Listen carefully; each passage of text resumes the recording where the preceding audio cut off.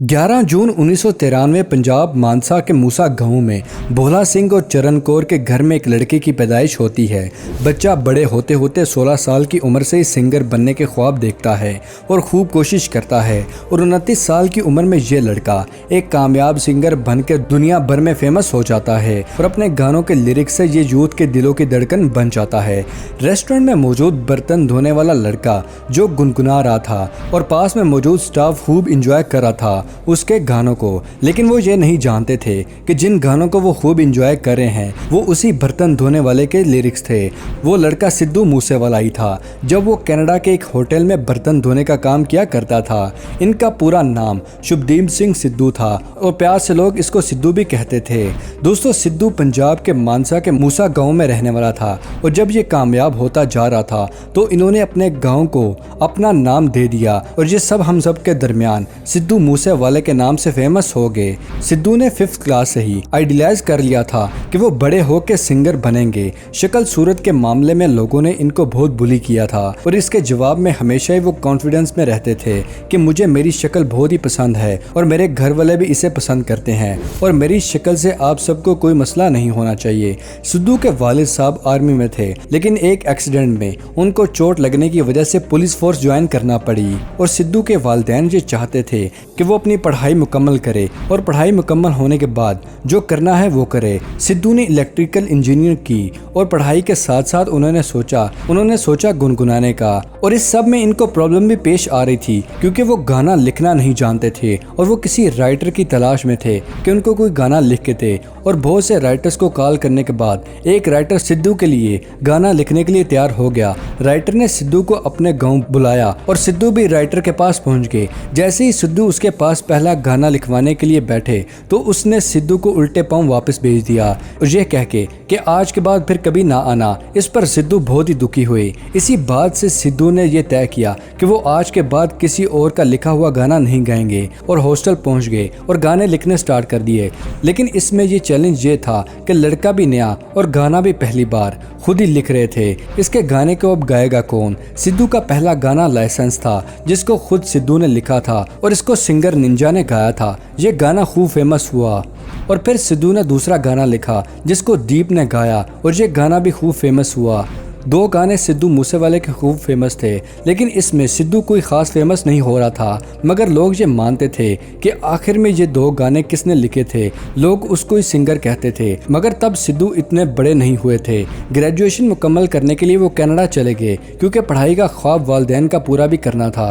Canada में जो course कर रहे थे उसमें मुश्किल पेश आ गई, जिसकी वजह से सिद्धू के अंकल ने उनके कॉलेज चेंज करवा दिया और दूसरे कॉलेज उन्होंने कोर्स चेंज कर लिया क्योंकि पढ़ाई में कुछ खास दिल तो लगता नहीं था और दूसरे कॉलेज में होटल मैनेजमेंट के कोर्स को सिलेक्ट किया। और तब तक सिद्धू कुछ गाने गाना शुरू भी कर चुके थे और कुछ गाने रिलीज भी हो चुके थे, मगर कुछ खास सिद्धू फेमस नहीं थे। जिस होटल में सिद्धू काम किया करते थे उसमें लोग कहते थे कि क्या लाजवाब सिंगर है। इस पर सिद्धू का जवाब होता था कि ये गाना मैंने खुद लिखा है, मगर कोई यकीन नहीं करता था। ये दुनिया का रिवाज है कि काम के साथ सूरत को भी देखती है तो ही आपको कनाडा में काम मिलता है। कनाडा में सिद्धू ने एक गाना बनाया जी वैगन, अपनी पहली म्यूजिक एल्बम PBX1 बनाई और अपने हेटर्स के लिए एक गाना बनाया और देखते ही देखते सिद्धू के गाने खूब फेमस हो गए। बड़े बड़े म्यूजिक चार्ट पर सिद्धू के गाने भी आने लगे और सिद्धू बहुत ही फेमस हो गया। लेकिन सिद्धू का यूं फेमस होना उनके हेटर्स को बिल्कुल पसंद नहीं था और कुछ शक्लों सूरत पर कमेंट करने लगे, लेकिन सिद्धू को परवाह नहीं थी। वो कहते थे मैं तो एक जट खानदान का लड़का हूँ, उन्हीं जैसा ही नजर आता हूँ तो मसला नहीं होना चाहिए। मैं किसी हीरो की तरह नजर नहीं आता और ना ही बॉलीवुड में जाने का मुझे कोई शौक है क्योंकि बॉलीवुड बहुत ही कॉम्प्लिकेटेड है। सिद्धू अपने ही तरीके से गाने लिखते और उनको गाते और सिद्धू अपने आसपास जो देखते उन्हीं चीज़ों को गानों की शक्ल में उतार देते। सिद्धू के गानों को यूथ ने खूब पसंद किया और अब जो हुआ वो आपके सामने है कि 29 मई 2022 में शाम 5:30 के करीब सिद्धू मूसेवाले को गोलियों से मार दिया गया। ये इंडिया के सबसे यंगेस्ट सिंगर थे और खूब बुलंदियों पर थे और आज वो ख़त्म हो गई। गैंगस्टर लॉरेंस बिश्नोई के बहुत ही क्लोज कनाडा में गोल्डी बरार ने सिद्धू मूसेवाले को मारा है। उसका कहना था कि 8 हमलावरों ने मूसेवाले पर हमला किया और जहां डेथ हुई वहां से 3 AK-94 की गोलियां मिली हैं। दोस्तों याद रहे, पंजाब में AK-94 को यूज करना बहुत ही रेयर माना जाता है। सिद्धू मूसेवाले का आखिरी गाना 15 मई को रिलीज किया था। शायद वो जानते थे कि उनको जिंदगी का खतरा है कि सिद्धू का कहना है वो वही लिखते हैं जो वो अपने पास देखते हैं। जिंदगी मौत का कुछ पता नहीं है कब आ जाए, पर रब सबको अकल दे। किसी से दुश्मनी में किसी के घर वालों को खराब ना करे। आज भले ही सिद्धू हमारे दरमियान नहीं है, मगर रियलिटी बेस्ड गाने हमेशा ही एवरग्रीन रहेंगे। बात करते हैं सिद्धू मूसेवाले की जिंदगी के कि वो जिंदगी कैसे गुजारते थे। नंबर 1, सिद्धू के बहुत ज़्यादा जरिए आमदन में एक YouTube चैनल है जो कि सिद्धू मूसेवाले के नाम से मौजूद है और इसके 12 मिलियन सब्सक्राइबर हैं। इस चैनल पर 103 वीडियोस अपलोड हैं और ये चैनल 30 अक्टूबर साल 2017 को बनाया गया था और अभी तक इस चैनल के 2.957 बिलियन व्यूज़ हैं और इनकी वीडियो पूरी दुनिया में ही देखी जाती हैं। इसलिए इनका 1 मिलियन व्यूज़ 700 से $1000 पे करता है, जो कि 7 से 10 लाख के दरमियान है। और इसका टोटल किया जाए तो ये चैनल अभी तक $3 बिलियन कमा चुका है, जो कि पाकिस्तानी करेंसी में 60 करोड़ से भी ज़्यादा बनता है। फैक्ट नंबर 2, दोस्तों सिद्धू को न्यू मॉडल की गाड़ियों का भी बहुत शौक था। इनकी सबसे लाडली काली गाड़ी रेंज रोवर थी, जिसका जिक्र सिद्धू ने काफ़ी दफ़ा अपने गानों में भी किया है। रेंज रोवर के भी बहुत से मॉडल्स होते हैं, मगर HSC एक ऐसा मॉडल है जो कि बाकी रेंज रोवर कार्स में सबसे बड़ा होता है। ये गाड़ी ऑफ रोडिंग की शहजादी है जो कि हर तरह के रास्तों को तय कर सकती है और इसकी कीमत तकरीबन 8 से 12 करोड़ के आसपास है।